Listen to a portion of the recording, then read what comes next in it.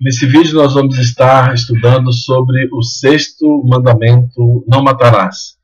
Acho que todos concordam que assassinato é um pecado muito sério, mas muitos de nós acham que estão livres, do descumprimento deste mandamento. Mas do ponto de vista de Deus, nem você nem eu somos tão inocentes assim. Esta é uma lição para levarmos à lucidez, para entendermos o que significa a quebra deste mandamento. Antes, porém, eu quero ler um comentário que diz o seguinte: se o aborto não tivesse sido legalizado, teríamos muitas garotinhas pobres fazendo abortos às escondidas e caindo na mão de açougueiros de fundo de quintal. Pelo menos dessa maneira elas recebem aconselhamento, alguém defendendo o aborto, né? Então nós poderíamos dizer, é claro que um pouco ironicamente, dizendo: tem razão, pense nos pobres assassinos que estão condenados a ter que cometer assassinatos às escondidas. Precisamos legalizar assassinatos também. Assim poderão matar em um ambiente limpo, agradável e seguro.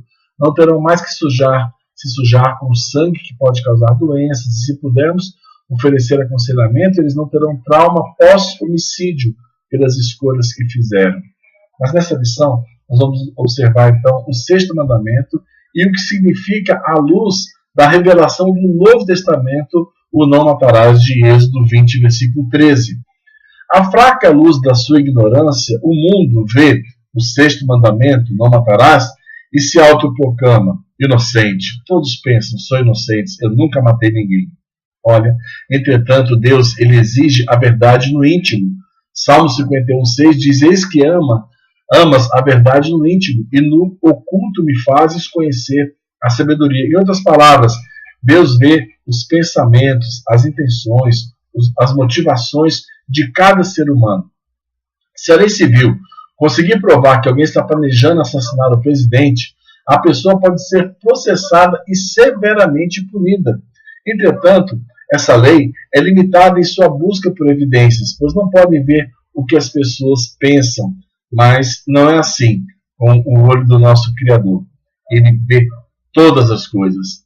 A sua lei sonda o coração e ele enxerga os maus pensamentos. O simples fato de pensar em alguém de maneira odiosa já se qualifica como transgressão do sexto mandamento. Eu costumo dizer assim, aquela vontade de brincar de roxinho, de apertar o pescoço da pessoa assim até ficar roxo. Deus está olhando o coração e sabe dessa vontade.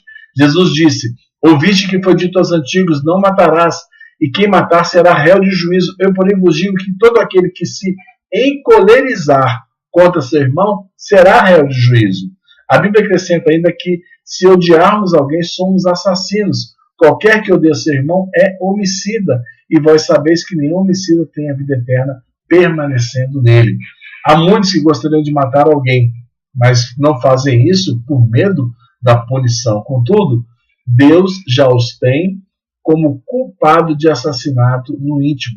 Mesmo que não tenhamos pensamento de fisicamente assassinar alguém que nós odiamos, há outra maneira pela qual podemos desejar sua morte. Podemos desejar, por exemplo: eu não quero ver nem pintado de ouro. Isso significa que você matou a pessoa no seu coração.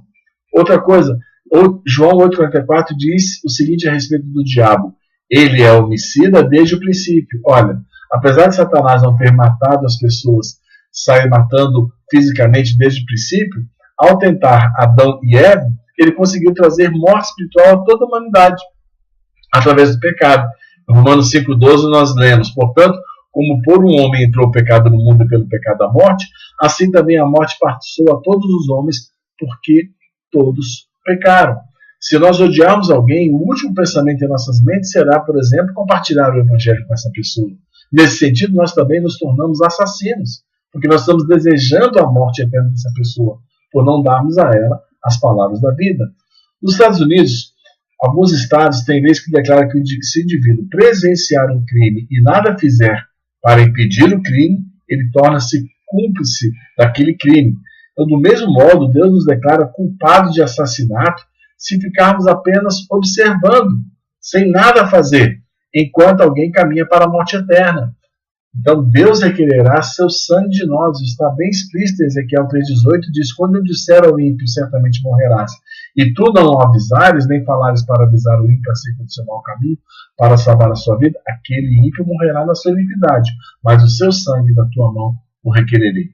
Você sabe que no Brasil, cerca de 62 mil pessoas são assassinadas por ano, ou seja, 7 pessoas por hora. Mas o homicídio tem se tornado tão comum que quase mais nem noticiado nos nossos telejornais. Nos dias atuais, o aborto, por exemplo, é uma ocorrência comum. Muitas pessoas tentam convencer-se de que uma criança ainda não nascida não é nada além de uma porção de tecido, tornando aceitável o fato de destruí-la. Então, uma criança no ventre não é nada. Agora, uma ameba, qualquer sinal de vida em Marte diz que lá tem vida, né? Não dá para entender. Mas você sabe que aos 21 dias de gestação o coração da criança já apresenta batidas e aos 40 dias ondas cerebrais já podem ser medidas? Bom, se pelo nosso critério médico a vida acaba quando não há batimento cardíaco ou atividade cerebral, então certamente havendo a presença de batimento cardíaco e havendo atividade cerebral, significa a presença de vida. Podemos defender então que a vida começou. A Bíblia claramente nos alerta que tirar a vida das pessoas que estão por nascer é assassinato. Jeremias 20,17 diz: não me matou no ventre de minha mãe, assim minha mãe teria sido a minha sepultura. Deus prometeu punir aqueles que porque fenderam o ventre às grávidas. Amós 1,3. Jeremias 7,6 diz: o nosso Criador da vida ordenou: não derrameis sangue inocente. Lá em Jeremias 7, no versículo 6. Algumas pessoas compraram a pena de morte e assassinato e citam a ordenação de Jesus para amar os nossos inimigos, lá em Mateus 5,44, como evidência de que ele não endossava a pena de morte. Mas em Mateus 5,44, ele diz: eu, porém, vos digo, amai os vossos inimigos, bendizei os que vos maldizem, fazei o bem aos que vos odeiam, orai pelos que vos maltratam e vos perseguem, para que sejais filhos do vosso Pai que está nos céus. Entretanto, não é porque amamos o inimigo que isso nos dá o direito de permitir que ele escape da punição por assassinato. A Bíblia diz, em Romanos 13, 1-4, que toda alma esteja sujeita às autoridades superiores, porque não há autoridade que não venha de Deus, e as que existem foram por ele, ordenadas por ele. Por isso, quem resiste à autoridade, resiste à ordenação de Deus, e os que resistem trarão sobre si mesmos a condenação. Mas se fizeres o mal, teme, pois não traz a espada em vão, porque é ministro de Deus e vingador em ira contra aquele que pratica o mal. A Bíblia diz que qualquer pessoa que deliberadamente tirar a vida de alguém deve perder a sua vida. E às vezes o Estado é que cumpre essa ordem. Todo aquele que matar alguém será morto conforme o depoimento de testemunhas. Não uma só testemunha não deporá contra alguém para condená-lo à morte. Não aceitareis resgate pela vida de homicida, que é réu de morte, porque ele certamente será morto. Em Gênesis 9,6 diz: quem derramar sangue de homem, pelo homem terá o seu sangue derramado, porque Deus fez o homem à sua imagem. Então isso mostra quanto valor a vida tem para Deus. A seriedade de um crime é revelada pela punição aplicada ao criminoso. E, apesar das alegações contrárias, a pena de morte ela detém sim o crime, porque pelo menos a pessoa que foi executada nunca mais conseguirá matar outra pessoa. Eu sei que há líderes cristãos respeitáveis cuja consciência não permitirá que defendam a pena de morte, com a preocupação de que pessoas inocentes possam vir a ser vítimas de um sistema de justiça ímpio. Acho que essa é a razão pela qual, onde existe pena de morte, há um esforço tão grande para averiguar a culpa dos acusados nos casos de crimes cuja pena é de morte. De qualquer forma, apesar das imperfeições da lei civil, a Bíblia nos ensina a submeter às autoridades. Lembre-se, foi Deus que instituiu a pena de morte no início. O juiz do universo decretou a sentença de morte sobre toda a humanidade, como quando diz: a alma que pecar, essa morrerá. Mas no nosso caso, o importante é nós entendermos que todo aquele que odeia seu irmão é homicida. E vós sabeis que nenhum homicida tem a vida eterna permanecendo nele. Então, uma pessoa que odeia o irmão, que tem raiva de alguém, que já teve esse sentimento, diante de Deus, ela cometeu assassinato no coração, e é por aí que nós vamos, então, procurar estabelecer a culpa.